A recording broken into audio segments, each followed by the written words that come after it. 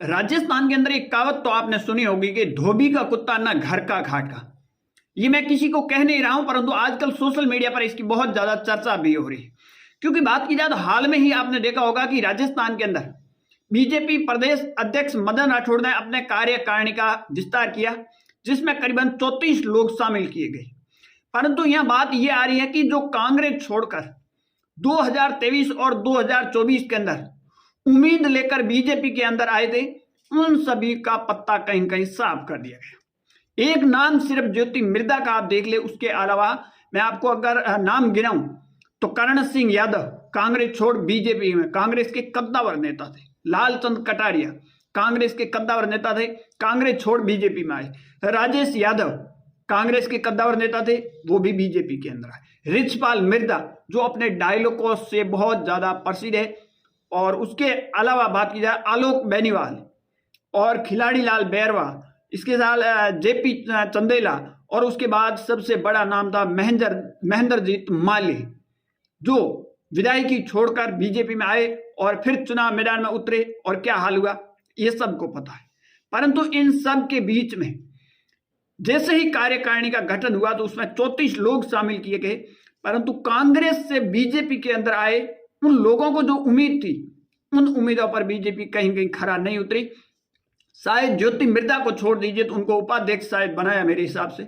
बाकी जो मैंने नाम गिनाए ये सभी के सभी कांग्रेस छोड़कर बीजेपी में इसलिए आए थे कि शायद उनका भविष्य अब बीजेपी में सुरक्षित है, परंतु अब उन बीजेपी में इनको संगठन के अंदर कोई जिम्मेदारी नहीं मिली।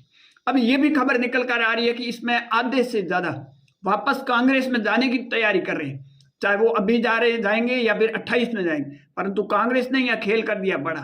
कांग्रेस ने कहा जो भी पार्टी के अंदर अब आएगा उसको 6 साल तक न लोकसभा का टिकट दिया जाएगा न विधानसभा का टिकट दिया जाएगा। अब ये जाए तो आखिर कहां जाए, क्योंकि बीजेपी में जिस उम्मीद पर आए थे उन पर शायद ये लोग बीजेपी को वो रिजल्ट नहीं दे पाए, शायद उन वजह से भी बीजेपी के अंदर उनको जगह नहीं मिली जो जगह मिलनी थी।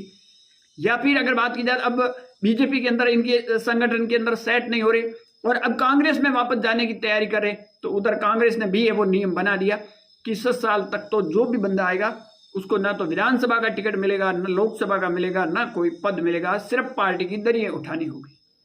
अब इन नेताओं के साथ अब बहुत बुरा होता हुआ कहीं कहीं नजर आ रहा है, क्योंकि इन नेता का जो कांग्रेस छोड़कर बीजेपी में आता है या बीजेपी छोड़कर कांग्रेस जाता है तो कोई नेता एडजस्ट नहीं हो कर पाता, क्योंकि ना तो उनके संगठन के अंदर एडजस्ट कर पाता है, न सरकार के अंदर एडजस्ट कर पाता है, कहीं कहीं तालमेल है वो बिल्कुल बैठता नहीं है, और फिर उनकी राजनीति के ऊपर एक दाव भी लग जाता है कि वो पार्टी छोड़कर चले गए।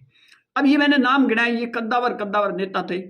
अब कई कांग्रेस ने तो ये भी आरोप लगाए थे कि इनको ईडी का डर था तब बीजेपी ज्वाइनिंग कर ली। अब उस बात में कितनी सच्चाई इस पर तो मैं नहीं जाऊंगा, परंतु हाल में मदन राठौड़ की जो कार्यकारिणी बनाई गई है, इस कार्यकारिणी के पर अगर नाम पर आप नजर डालोगे तो आपको पता चलेगा आखिर किसकी चली है राजस्थान के अंदर, किसको बहुत ज्यादा तवज्जो दी। जिस विधानसभा राजस्थान के अंदर इतनी विधानसभा 1000 और 2000 वोट से अधिक वोट नहीं है, उनको बहुत ज्यादा जगह मिली। अब कौन लोग है ये आप भी समझते हैं। बाकी लोगों का कहीं कहीं पत्ता साफ करने का काम किया। एक और 2-3 जातियों को तवज्जो मिला है, इसके अलावा बाकी जातियों को एक एक व्यक्ति मिला, वो बड़ी मुश्किल से और नॉर्मल पद पर, उससे ज्यादा कुछ नहीं। परंतु अब ये कांग्रेस छोड़कर बीजेपी में आए थे, जो उम्मीद लेकर आए थे, इन उम्मीदों पर कहीं कहीं पानी फिरता हुआ नजर आ रहा है। न तो बीजेपी के अंदर कोई कार्यकारिणी का जो विस्तार किया गया इसमें जगह मिली, न सरकार में चुनाव हार चुके, और अब इनकी स्थिति ये बनी हुई है कि अब जाए तो किधर जाए। आपकी क्या राय कमेंट सेक्शन में जरूर देना। ज्यादा जानकारी के लिए हमारे यूट्यूब चैनल और फेसबुक पेज को जरूर फॉलो कीजिए।